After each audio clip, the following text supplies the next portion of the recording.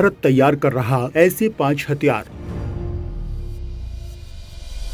जो बना देंगे भारत को सबसे अजेय, सबसे ताकतवर।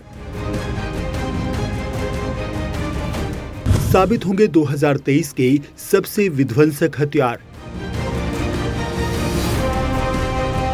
इनकी तकनीक है वर्ल्ड क्लास, इनकी काट किसी के पास नहीं।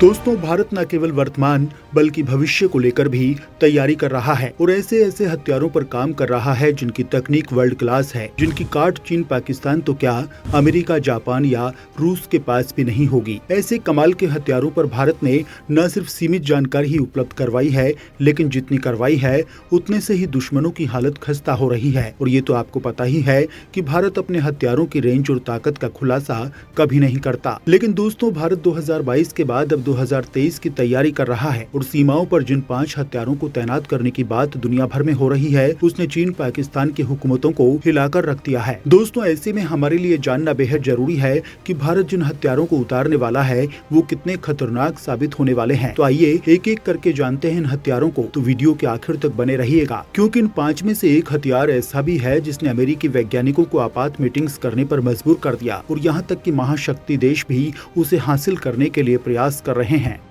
Number 1, hypersonic glide vehicle.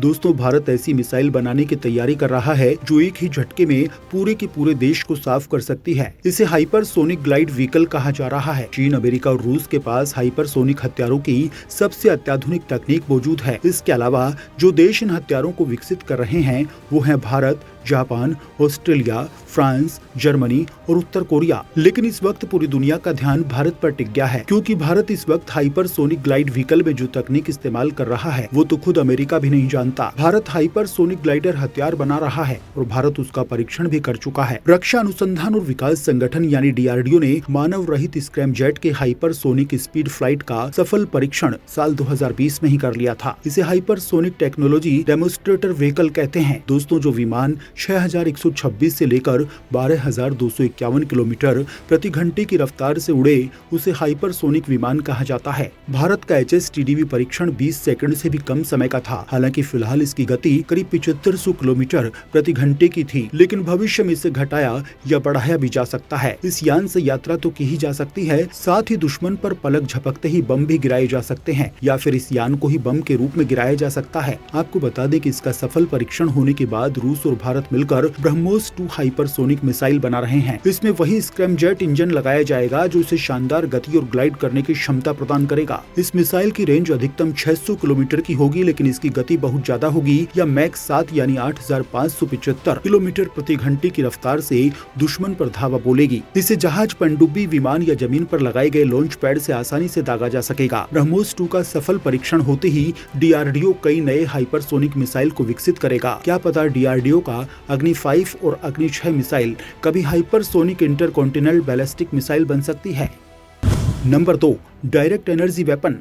Bharat का यह हथियार सबसे खास है और अमेरिका की लगातार नजरें भारत पर जमी हुई हैं। अब जिस हथियार पर भारत काम कर रहा है ये काली से भी ज्यादा खतरनाक साबित होने वाला है। दोस्तों, डायरेक्ट एनर्जी वेपन ऐसे हथियार होते हैं जो किसी खास तरह की ऊर्जा को इकट्ठा करके पूरी ताकत के साथ किसी एक टारगेट, मिसाइल, एयरक्राफ्ट जैसी चीजों पर हमला करते हैं। इससे टारगेट या तो जल जाता है या फिर उसके इलेक्ट्रॉनिक तकनीक, संचार सिस्टम, नेविगेशन प्रणाली जैसी चीजें बेकार हो जाती हैं। ऐसा करने से मिसाइल और एयरक्राफ्ट अपने बेस से संपर्क नहीं कर पाएंगे, जिससे वो मिसाइल अपने टारगेट तक नहीं पहुंच पाएगी। डायरेक्ट एनर्जी में फंसे 2 तरह के हमले किए जा सकते हैं। पहला लेजर लाइट और दूसरा इलेक्ट्रोमैग्नेटिक तरंगे। पिछले साल ये खबर आई थी कि 130 अमेरिकी जासूसों, डिप्लोमेट, सैनिकों और एम्बेसी कर्मचारियों को सिर दर्द, बेचैनी, सुनने में दिक्कत और ऑटोमेटिक ब्रेन इंजरी हुई थी। माना जाता है कि इन पर लेजर हमला किया गया था। लेजर से हमला करके फाइटर जेट, ड्रोन, जंगी जहाज, टैंक्स को भी तबाह किया जा सकता है। यहाँ तक कि स्पेस में तैरती सैटेलाइट को भी जलाया जा सकता है। इसमें काफी तेज ऊर्जा का बहाव होता है जो सामने मौजूद चीज को जलाकर राख कर देता है, जिसके लिए DRDO एक प्रोजेक्ट पर काम कर रहा है जिसका नाम दुर्गा 2 है। इसके तहत भारतीय सेना को 100 किलोवाट की लाइट वेट डायरेक्टेड एनर्जी दी जाएगी। अभी तक DRDO ने 25 किलोवाट का लेजर दुर्गा 1 हथियार बनाया है जो बैलिस्टिक मिसाइल पर 5 किलोमीटर दूर से हमला कर सकता है। हालांकि 1 अप्रैल 2022 को लोकसभा में दिए गए एक जवाब में रक्षा मंत्री राजनाथ सिंह ने 30 किलोवाट या उससे ज्यादा ताकत के हथियार बनाने का जिक्र किया है। इसे दुर्गा 2 कहा जा रहा है।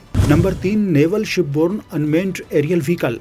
इस लिस्ट में तीसरा हथियार है NSUAV यानी naval shipborne unmanned aerial vehicle. भारतीय नौसेना अपने जंगी जहाजों पर ड्रोन यानी अनमेन्ड एरियल व्हीकल को तैनात करने की मांग कई साल से कर रही थी। पिछले साल मोदी सरकार ने इसे मंजूरी दे दी। अब भारतीय नौसैनिक जंगी जहाजों पर 10 नेवल शिपबोर्न UAV की तैनाती की जाएगी। इसके लिए सरकार ने करीब 1300 करोड़ रुपए की मंजूरी दी है। इससे पहले नौसेना ने 2 प्रेडेटर रोल को अमेरिका से लीज पर लिया था। भारतीय नौसेना अमेरिका से गार्जियन ड्रोन भी खरीदने की इच्छा जता चुकी है। हालांकि अब ये भी माना जा रहा है कि देश की ही किसी कंपनी को नौसेना के लिए ये ड्रोन यानी मानव रहित विमान को बनाने और सेना को सप्लाई करने के लिए कहा जाएगा, क्योंकि भारत सरकार लगातार मेक इन इंडिया हथियारों और रक्षा उपकरणों पर जोर दे रही है। नौसैनिक ड्रोन से निगरानी, हमला और जासूसी में आसानी हो जाएगी। इससे समुद्र में बैठे भारतीय नौसैनिक दुश्मन की जमीन पर ड्रोन के जरिए नजर रख सकेंगे। Number 4, light weight tank.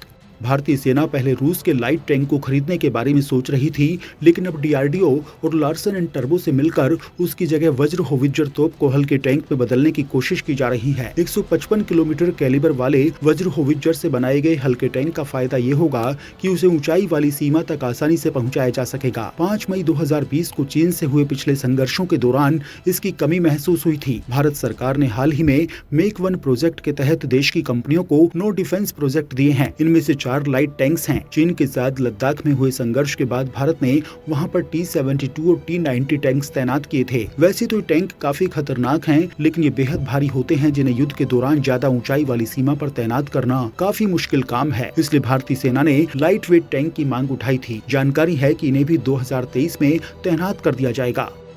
Number 5, multi role helicopter.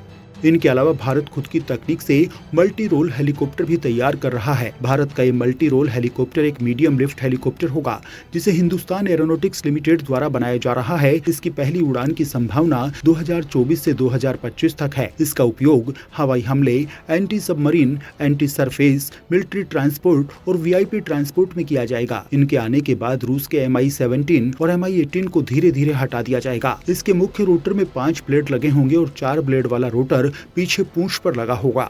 माना जा रहा है कि इसे उड़ाने के लिए 2 पायलट्स की जरूरत होगी। ये एक बार में 24 से 36 सैनिकों को ले जा सकेगा या फिर 4500 किलोग्राम तक का वजन आसानी से उठा सकेगा। इसकी लंबाई 25.12 मीटर और ऊंचाई 6.22 मीटर की होगी। इसमें 2 टर्बो सेफ्टी इंजन लगे होंगे जो इसे 4000 किलोवाट की ताकत देंगे या अधिकतम 300 किलोमीटर प्रति घंटे की रफ्तार से उड़ सकेगा। इसकी रेंज 8000 किलोमीटर की होगी। अधिकतम 6700 मीटर की ऊंचाई तक ये जा सकेगा। इसमें लगने वाले हथियारों को लेकर फिलहाल कोई जानकारी नहीं है और क्या पता शायद इसमें DRDO बनाए जा रहे नई मिसाइलों को लगा सकती है, जो सभी मौजूद मिसाइलों से काफी ज्यादा खतरनाक हो, जिसका तोड़ चीन और पाकिस्तान के पास तो क्या अमेरिका के पास भी ना हो। तो दोस्तों, ये है भारत के भविष्य के वो हथियार जिसके चंगुल से हमारा दुश्मन का बच निकलना नामुमकिन होगा।